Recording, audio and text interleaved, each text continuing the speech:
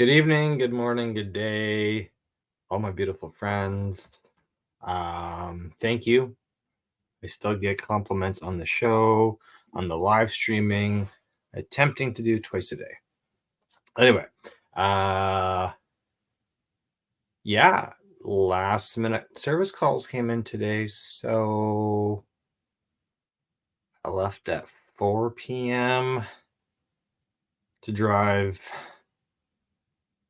80 kilometers, about an hour to call number one, then drove to downtown Calgary and then home. So probably 180, 190 kilometers a day, about 2 hours driving, two and a bit. Anyway, that's the value we add. That is the value we add at don'tgethacked.ca.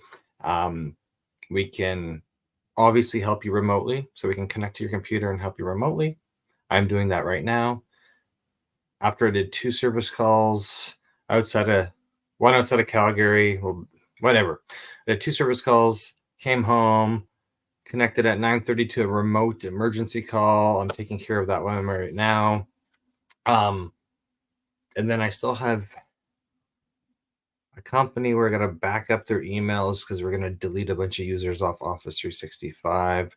And then there's an email server upgrade for another client I have to do this weekend. So bring it on, bring it on. I can handle the workload. So if you're watching this and you have any type of technology questions, PC or Mac, Android, iOS, smart home stuff, literally anything technology, we're able to solve it, give you suggestions remotely. And if it requires on-site support, not a problem. We will get on-site support to you. Logistics, we just have to figure out logistics. Not a big deal, right?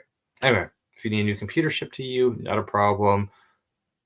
We can always remote in and help you with the old computer and the new computer and transfer your files while I am remote. So anyway, I just want to, this comes up a lot. So earlier today, I spoke about passwords. So every customer, every end user I coach has a despise for passwords, but we're not going to talk about passwords right now. But passwords is a recurring theme recently. Also, Windows 11. So I'm a Mac user, but I also use Windows 11. This laptop I'm using StreamYard on right now is a Windows 11 gaming machine. So it's my podcast machine. Anyway, but I use Mac. I use Mac every day. I use Windows every day. So I am well versed on what can go wrong with your computer after you do a software upgrade. Typically, if you got a brand new computer, you're not going to have a problem unless you bought something that's slow and is not good. Mac, it's kind of hard to buy the wrong computer now unless you buy something without enough hard drive space, because the Mac Apple's moved off of Intel and onto their own M1, 2, and 3 chips. Those chips are far superior than anything that Intel and AMD. Don't hate me on this opinion. I'm just saying, if you go buy a new Mac right now, usually not a problem. Just make sure you get enough solid state hard drive space, like half a gig minimum, 1 terabyte, 2 terabyte, you're golden. Windows, on the other hand, you can still buy brand new Windows laptops with mechanical spinning hard drives. Boo. You can still buy Windows laptops with really slow processors. Boo. Most people get tricked. They see stuff on sale. I'm talking about Windows 11 here. So the biggest issue with Windows 11 is that no matter what version of Windows 11 you have, there is something called device encryption. It's called hard drive encryption. So before Windows 11, if you had Windows 10 or Windows 7 or Windows 8, only professional versions had device encryption, not the home version. Welcome to Windows 11. All versions of Windows 11 have device encryption, usually turned on by default, which means your new computer is going to be a slow piece of crap. No sugarcoating. And it's a huge issue with people upgrading from Windows 10 to Windows 11. If you contact me ahead of time, I will make sure your Windows 10 to Windows 11 upgrade goes smooth. smooth. I know what I'm doing. Been dealing with computers since like not the 90s, right? So old school. I'm totally old school. So I can make sure your computer is running efficient and quick, but only if you have the right hardware. So with Windows, that's the emergency call I'm dealing with tonight. Windows, I sold them the computer years ago. So I sold them a good Dell Intel i5, solid state, 8 gigs of RAM, good computer. Until you put Windows 11 with device encryption on it. Then all the performance is killed. So, what are we doing?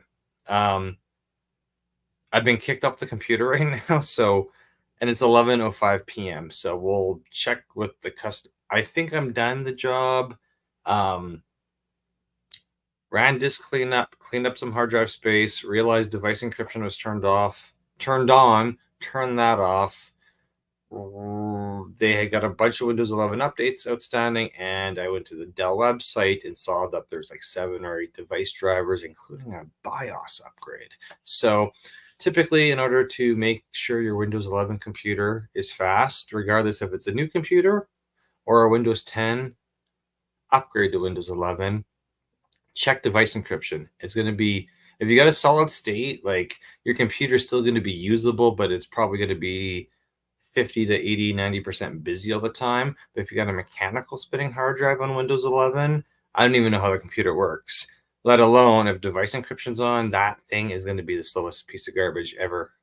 And you're going to yell at your partner or whoever the tech person in your life is. So just so consumer beware, Windows 11 device encryption.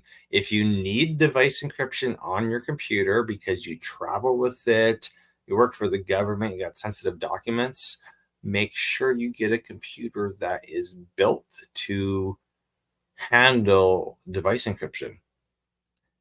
Likely going to be an Intel i7 or AMD Ryzen 7 or 9 processor, super fast solid state, tons of memory.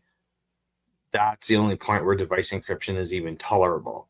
If you get an i5 processor or slower, slow SSD, not enough memory, your computer's going to be slow. And I'm now getting into the technical stuff, and you may not be understanding what I'm talking about. But pro tip, Windows 11, watch out for device encryption. It'll ruin your day, especially if you did that free upgrade from Windows 10 to Windows 11. Your computer just took 2, 3, 4, 5 hours to upgrade from Windows 10 to 11, and then you throw device encryption on top. Oh, you're going to be on that slow computer all day unless you know what you're doing to speed it up. Anyway, have a good night. I'll check in with you in the morning.